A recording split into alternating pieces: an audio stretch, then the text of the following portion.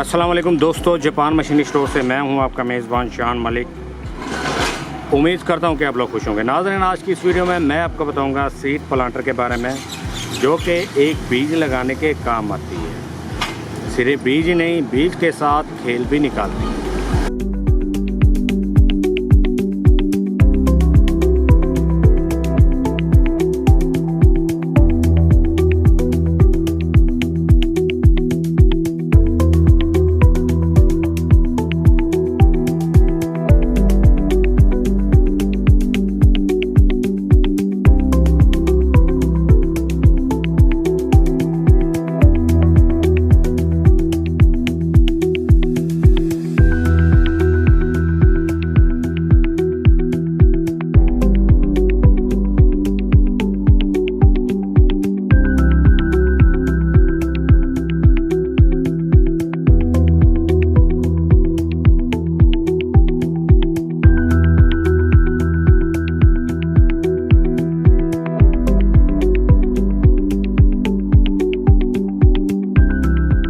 अभी हम यहाँ से बीज को चेक कर लेते हैं कि इसने बीज किस तरीके से लगाया।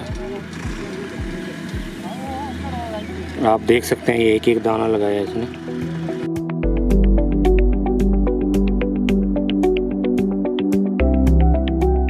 अगर आप इस मशीन को परचेज़ करना चाहते हैं तो अपनी स्क्रीन पे दिए गए नंबर पे कॉल करके आप हमसे रब्ता कर सकते हैं। हम पूरे पाकिस्तान में आपको कहीं भी डिलीवरी प्रोवाइड कर सकते हैं।